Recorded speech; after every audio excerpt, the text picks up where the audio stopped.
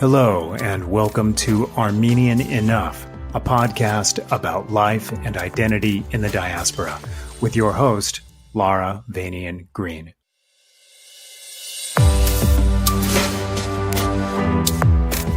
Hello, and welcome to today's episode of Armenian Enough. Our topic today is culture shock, the feeling of total unfamiliarity when you move from one set of culture and traditions to another, which is completely foreign. And we're going to talk about how to navigate that and how to find your balance. We have a very special guest today. Ara Kasparian earned his doctorate degree from the University of Southern California in 1976, and he worked for the city of Los Angeles for 36 years. Most of those years as the head of the environmental engineering department. He's taught environmental management at UCLA and the American University of Armenia, and he's currently retired and enjoys spending time with his dog Pumpkin and his granddaughter Samantha, who also happens to be my daughter. Welcome to the show, Dad. Nice to be here. Thanks for agreeing to do this. It means a lot, and I think it's going to be valuable to our listeners to maybe understand, prior to the first generation born in the United States, what it's like to come here at a little bit of an older age. You didn't come as a child. No, I came here when I was in 1969, when I was 25 years old. Wow. I wanted to say, too, that a few years ago, you compiled our family history from the Kasparian side, right? So the story of what it was like to grow up in Deir Zor and Aleppo, and then the story of everything from how your parents met to the web of cousins that I don't fully understand yet who belongs where, along with pictures. And it was just so meaningful and so helpful to me to know that side of the family.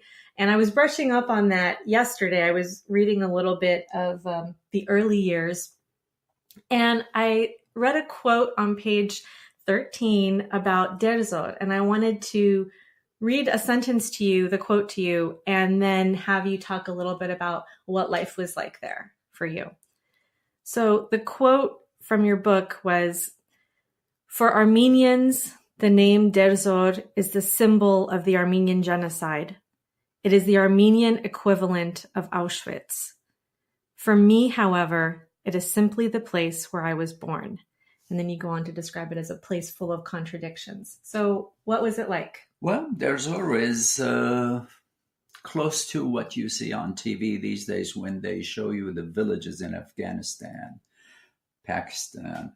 It was a backward place, but since we didn't know better, when you were born in a place, you think that's the world for you. That's the universe in which you live.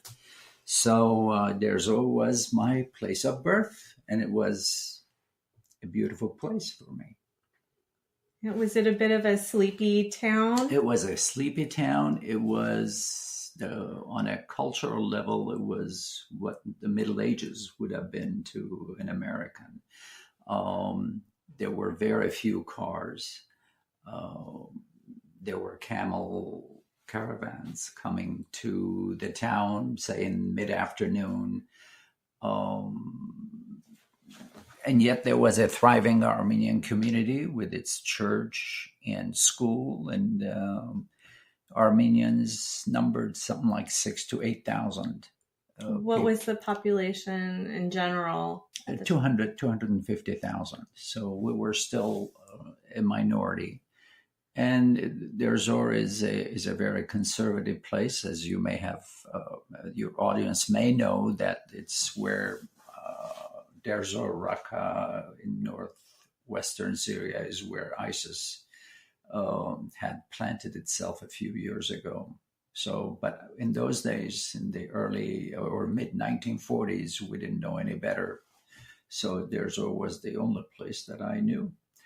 And all of us, 3 siblings, we were born at home. There were no hospitals. There was no antibiotics. cars. I remember seeing my first airplane. I was shocked to see that something can fly.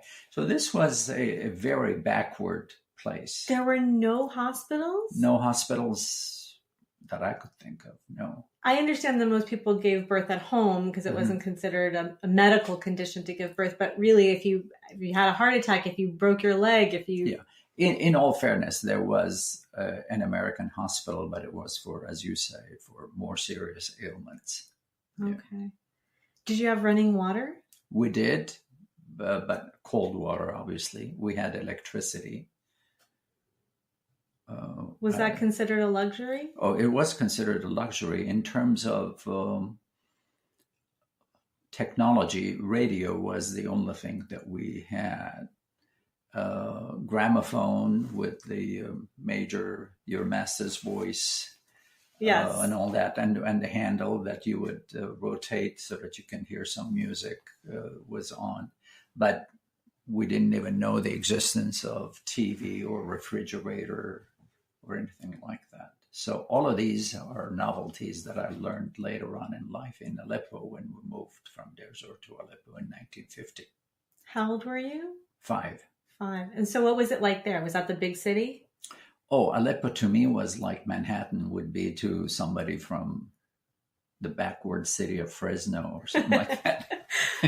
I was mesmerized. Tramways, electricity, huge crowds, enormously vibrant Armenian community in Deir Zor, in Aleppo, with schools and multiple churches. And Harach North, the prelate, it was fantastic. Deir Zor is like living in the capital of the Armenian diaspora. And the proof of that is that although I'm born in Syria, I speak Arabic with a very thick accent. An Arab would recognize me as an Armenian within the first 3 seconds. Really? Yeah, because my teachers were Armenian, my doctors were Armenian, physicians, whoever, the handyman would be Armenian, and my entire surrounding will be all Armenian. So when did you interact with the Arab population? I really didn't. When you went to school, they forced us to take our lessons in Arabic language and Arabic math and what have you. So you would hear the teacher speak Arabic and you would repeat the teacher. That's why we all have funny accents in Arabic when we're actually born there. I wouldn't know. Yeah, you wouldn't know. But can you imagine an American born here with a very thick accent? There are some, I think. Okay, that was the bad example. So I know that just from knowing you all my life, I know that you did face some discrimination and some harassment when you were a kid, certainly by the Arabs. Yeah, especially religious. Yeah, when I would be going to the Armenian school, the Arab kids would come and block my way, and they would make the sign of cross with their fingers and spit on it, Even that to me was natural. You kind of develop a worldview that this is you, a minority, and you don't know any better. And that discrimination and put-upons and what have you that you experience are part of your being a minority in a majority Arab and Muslim Islamic country. So to what extent did other cultures permeate? I think there was a French presence. There was a French presence, as this was still during the colonial days of Syria. And there was a French army. And the Arabs were, in a very strange way, the Armenians in Syria think of us as the Armenian culture as superior to the local Islamic and Muslim culture. And I still believe that is the case. We thought of ourselves as more refined and closer to the Europeans than they are. It's told about Armenians that the Armenians are Easterners in Europe and Westerners in the East in terms of culture. So that's what my reality was. And at home, although the music